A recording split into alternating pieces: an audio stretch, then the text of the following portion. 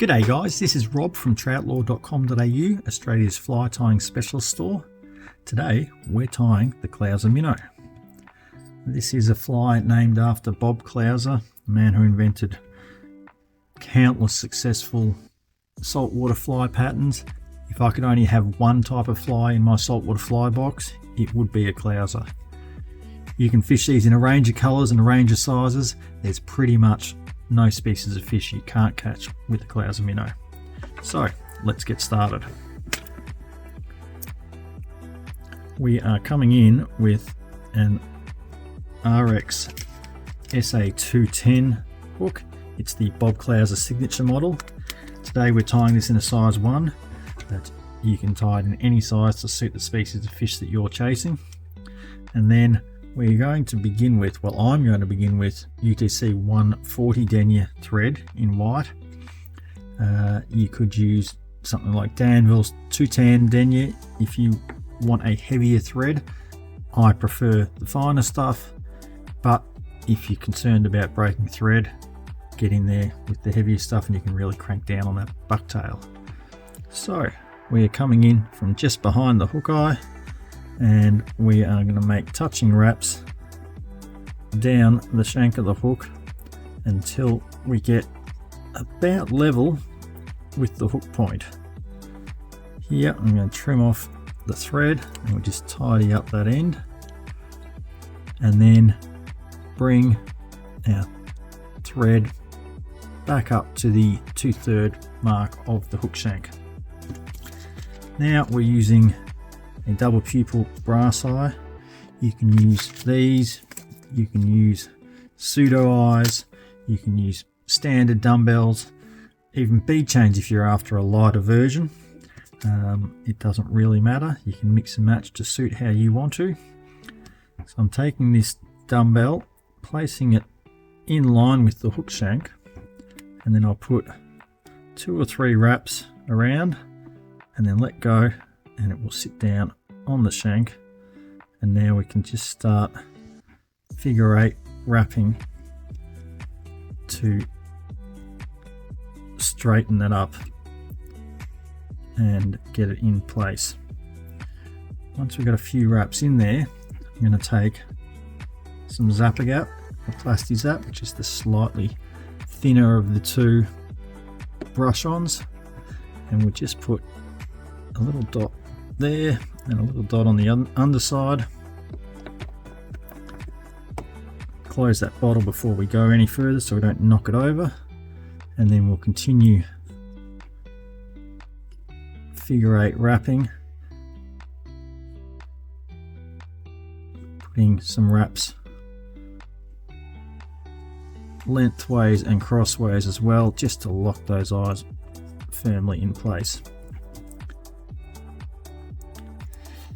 Now, the next material is bucktail.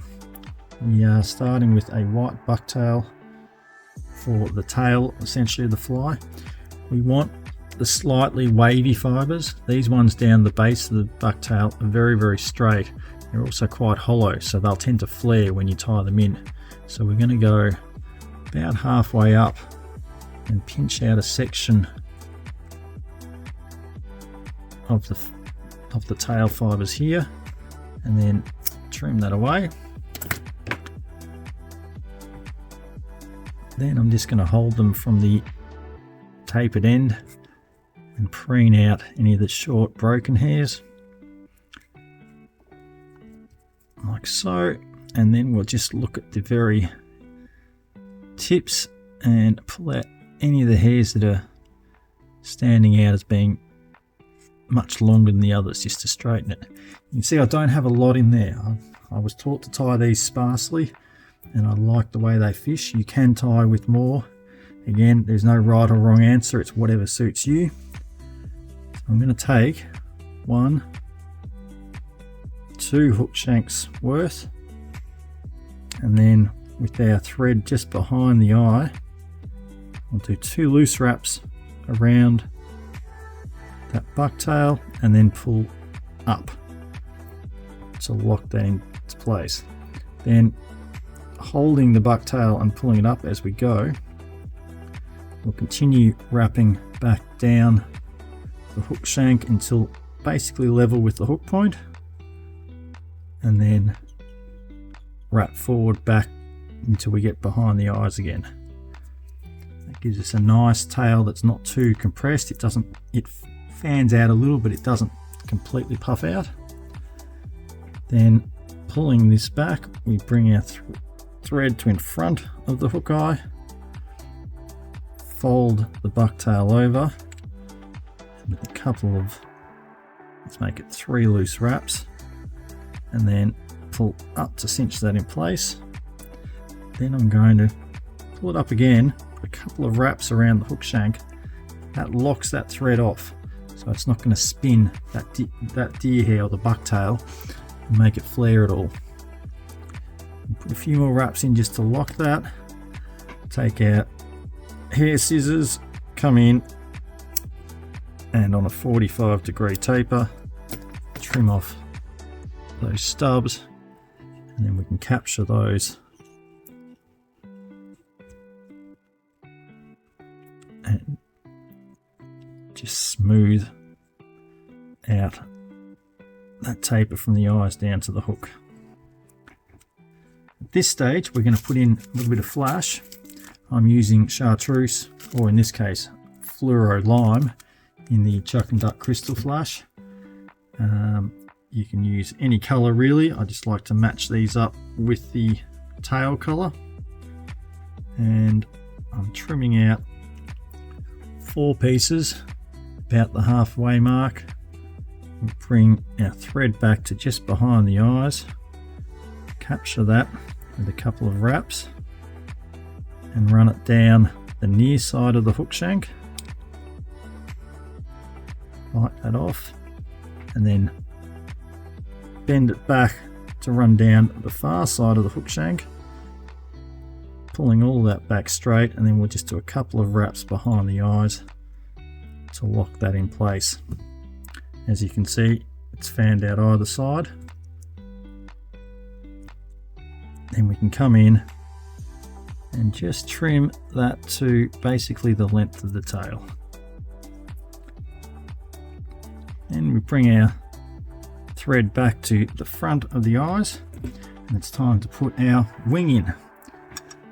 Before doing that, we'll just pop a half hitch in there to lock that thread off so it's not going anywhere, and then we're going to turn the hook over in the vise and place it in like so. At this stage, we're pulling out a rather ragged old chartreuse bucktail, and we're looking for fibers that are similar sort of texture to what we used in the tail, but we're just going to use a little bit more in this instance. Trim that out, and again just preen out any of those short stubs and come down and take care of any broken hairs or any loose ones, and preen again. And there we have our wing. We want it to be just a little bit longer than the tail. Measure that in, hold it in place, and then 2 loose wraps around the bucktail just in front of the eye, and pull up. A couple more firm wraps, then we can pull this stub up and put a couple of wraps underneath. Just again lock that thread in place. That allows us to come back and really cinch down, bite into that bucktail so it's not going anywhere. Put another wrap in front, and then we can take our hair scissors and again trim back on that 45-degree to take off those stubs. Now it's a matter of just capturing all those hair stubs locking them down with our thread to build a nice smooth head to the fly. Once that's done, we'll finish with a half hitch to lock that in place, and then a 4 or 5 turn whip finish. There's no need to do more than one whip finish really, because we're going to coat that head with some UV resin to finish it off. So before we do that, we just turn to the side and align those bucktail fibers either side of the hook. Then we're using our Upavon UV crystal coat, new resin that will be in stock in the store fairly soon, and we just put a little drop or two of that on top of the thread there. And with our bodkin, work that back and forth. Make sure it's fully coating the entire head. Just on the top side to begin with, take our torch, zap that, give it a quick hit just to lock it in place. Turn our fly over and we'll do the underside. And we're also going to put a little on the rear here where the thread runs down the hook shank. This will stop any toothy critters from pulling the fly apart, and more importantly, save it when it's being dragged across the rocks and the coral so it doesn't get ripped to pieces from the underside. That one bit of exposed thread is really the only weak point, but if we coat that with the resin, all is fine and dandy. So there we go. Hit that underneath with the UV light. Then we can come in and give it a good curing the whole way round.